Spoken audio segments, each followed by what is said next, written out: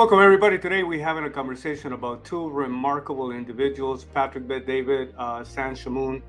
I think that for whatever reason, there's a lot of questions out there as to whether or not there's like an issue brewing among these two very unique, very special individuals. I know Patrick a little better at a personal level. We've done business together. He's a phenomenal guy, phenomenal mentor, great family man. Definitely somebody that cares for people. Will definitely like to believes in improving things and has done a lot of things to make the life of a lot of people better. And people that have been close enough in a relationship, that's pretty much what you know Patrick for. Somebody that will come in and will always look for a way to introduce improvements, make things better. It's a remarkable individual for anybody that knows him at a closer level. You know, I guess, you know, when you see somebody just through videos or some kind of seminar, some kind of, especially somebody who is that successful in so many different areas, obviously it's very easy to develop some enemies and stuff like that. So I'm sure there's a lot of people there that have a different opinion than the one we have about Patrick, but I can assure you this is a man who has nothing but great intentions for the benefit of a lot of people. Connection with Sam Shamoun today in this conversation in Patrick Bet-David actually started way back, I believe it's about 6 months ago, that Patrick had a religious roundtable that took place between, you know, two Muslim individuals and two Christians individuals, and it became very clear that, you know, that the guys that were coming from the Muslim side were better debaters, you know what I mean, even if they were not, you know, better scholars per se, but they were definitely better debaters, you know what I mean. And when you're a better debater, what happens is, you know, you really, what you know about the process is that you don't have to win the debate. You just got to make sure you don't lose it. And Sam is very familiar with this type of debates.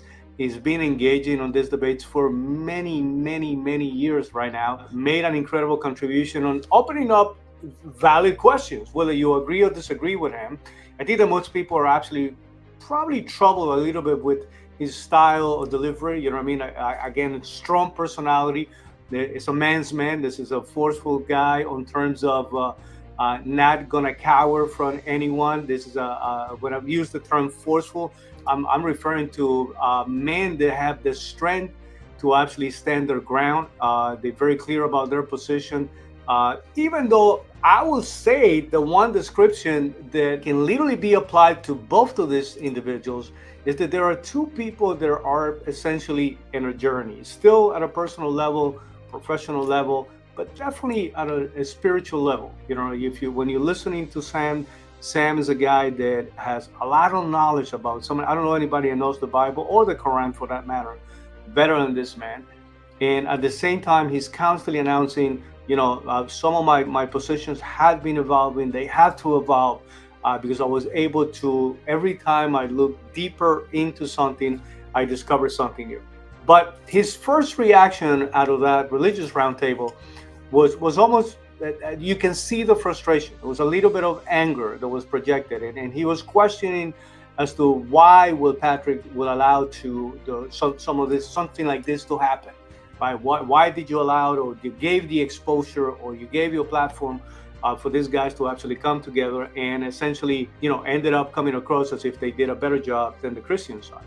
And what I will tell you, Sam, is that Patrick has been for many years announcing, I want to be able to be in a position where I can bring people from different perspectives. You know, if we only keep talking to the people that we agree with, we're not going to be able to convert anybody, first of all. Second of all, you know, there's no valuable exchange of ideas. You got to be able to sit across the table with somebody that you don't agree with and see, you know, how to navigate through the process of understanding how strong your positions happen to be compared to the position of the other person who's sitting in front of you, and as to whether or not there's a real argument where the truth is going to prevail. Right now, I'm making this video because I was watching a reaction video that Sam decided to connect it specifically to the commentary that the PVD podcast did in relation to the incident that just took place, or the attack. It's not an incident. I also don't want to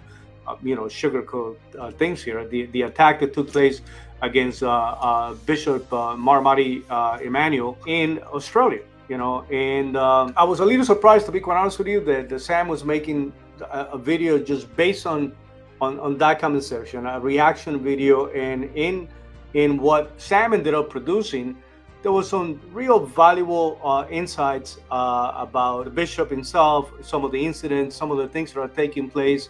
And obviously, he will continue to maintain his position about the danger that he sees in terms of how Islam is going to continue to evolve and push their position, including naming a few steps that he named, about 5 steps that do come even from the Muslim commentary on terms of how to gain better position and how to eventually either take over territories, take over areas.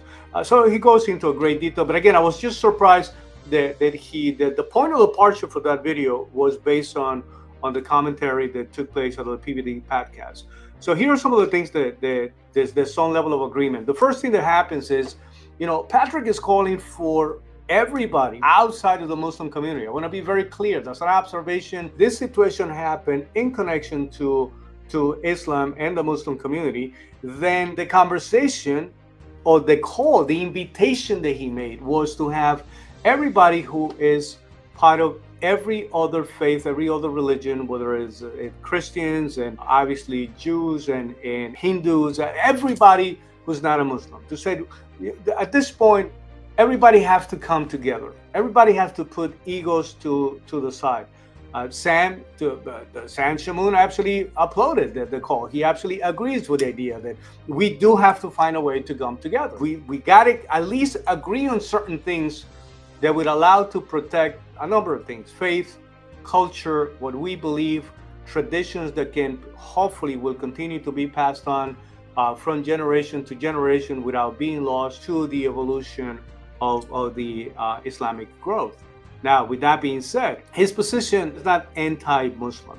He's just a guy that hates when there is the level of violence that comes from a position of trying to bully another individual.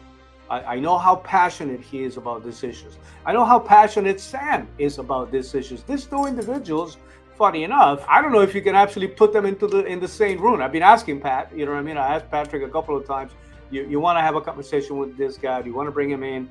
But these two individuals are so passionate about their positions that, there's going to be, I'm sure, a lot of sparks flying out there, which would be a good thing to see. I think that we will all enjoy that conversation if it takes place. However, here's the point. I want to say this to Sam and I want to say this to Patrick. What happened in the period of Vatican II, when this major adjustment takes place for the Catholic Church, which is one of the main reasons why in the changes that in some cases had been rejected by a lot of traditionalists, the call for greater ecumenism, to this whole idea, what you are proposing right now is something that has been put in place since Vatican II. The Catholic Church has been intentionally looking for ways. I think that the best and the greatest visible act takes place when John Paul II, great John Paul II, Saint John Paul II, actually goes to town of Assisi, invited all the religious leaders to come and pray together, and even the Muslim leaders were invited to that prayer. Just so you know, a lot of people rejected that. They didn't agree that that was a good idea. The same way that a lot of people do not agree with the concept of ecumenism. Why? Why is there a challenge? Obviously, there's something very positive. We can all agree, or at least everybody will say, it's a great idea for all of us to find common ground so that we can stop fighting.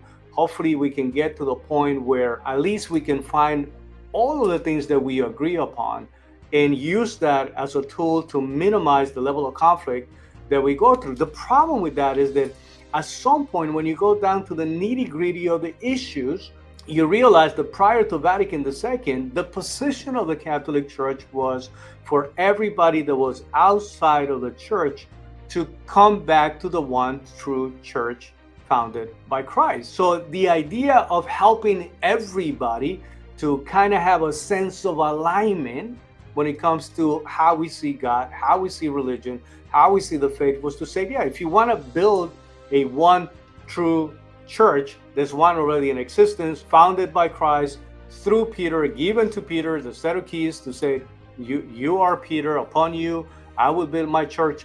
So the call prior to Vatican II was for everybody to come back to the Catholic Church. The problem is that obviously, as we all know, there's many entities, many other organizations, many apostolic churches that, I mean, when you're looking into people that do have the right to make a claim, Orthodox churches, you're looking at many, whether is the Oriental, just the Church of the East.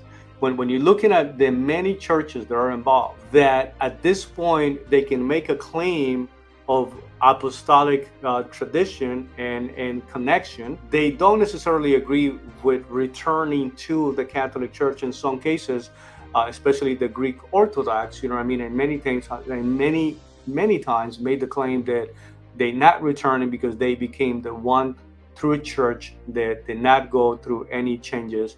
As we know, the Catholic Church has some added a few different dogmas, but the most troubling concept is what was produced out of Vatican II, Sam. What was produced is essentially something that, instead of bringing us together, is just highlighting the difference that we have.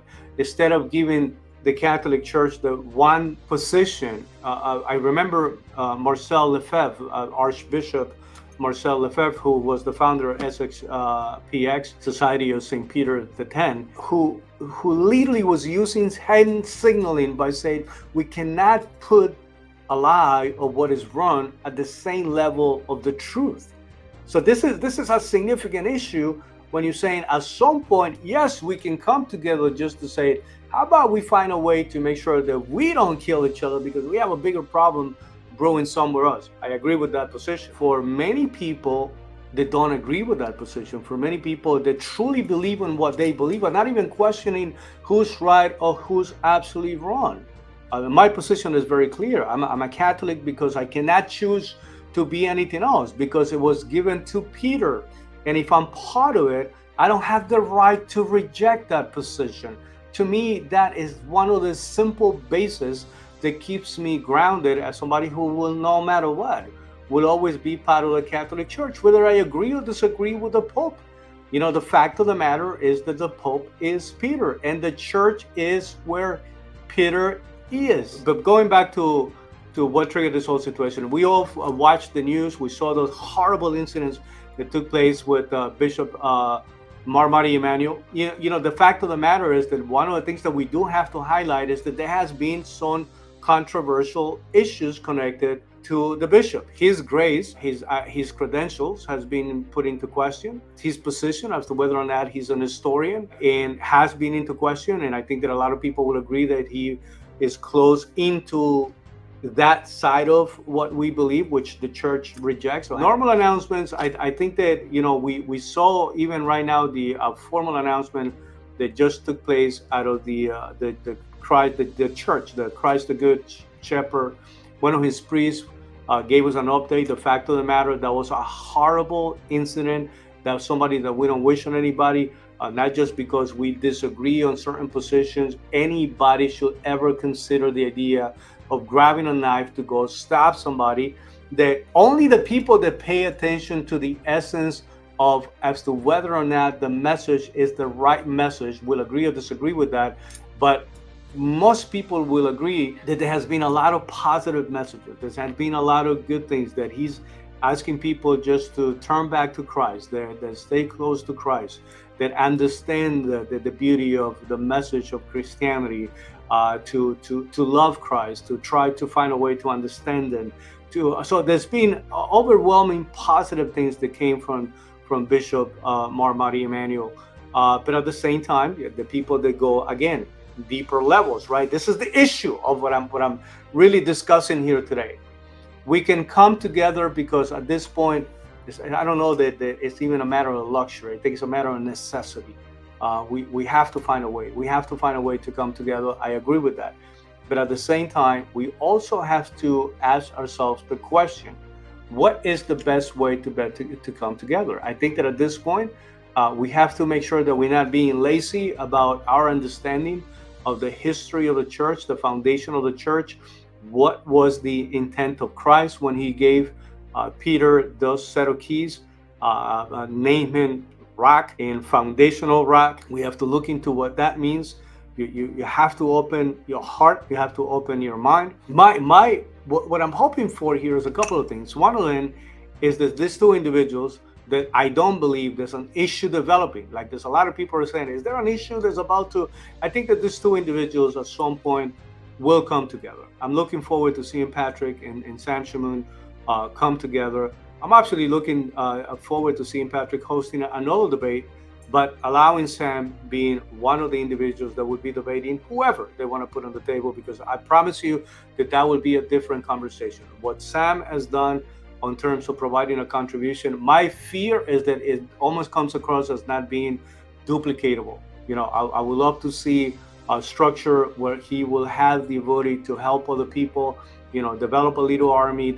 And what I mean by that is develop a group of people that will have the ability to duplicate a little bit of style and ability to debate, because you are a great debater, Sam. And I'm looking forward to seeing what will come out of this. More than anything else, I'm inviting you both to come together. I think that the Patrick Bet-David, as you get to know him a little better, Sam, you will realize this is a good man. This is a guy who's looking for all of us to be in a better situation, who's just like you, is actually suffering about the many bad things that are taking place out there. So I'm inviting you to reach out. I'm inviting you both to come together. You're very important voices in many aspects of the American communities in general, multiple communities. It's not just it's not just the business side, is the religious side, but as voices that are willing to stand for something, that are willing to defend certain truths, that you absolutely deeply believe in certain things, that you are unmovable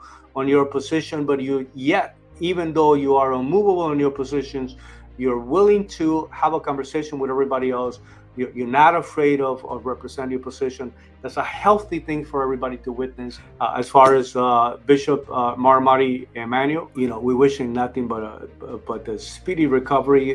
God willing, this he will be back and up and running and in front of the camera soon. But the fact of the matter is that part of the update was not only an update on his health and his current condition, which they say that there's actually a recording from him personally, and that formal announcement that was done by Christ the Good Shepherd. The petition is that he's requesting for a non-violence approach. He's requesting for people not to fight, to allow to respect the laws, to allow the police to do these things. And I hate to tell you this, and I tell you this, dear Bishop, that a lot of people were actually in many ways pleased that there was a real passionate reaction to what took place over there, because at some point we have to defend the defenseless.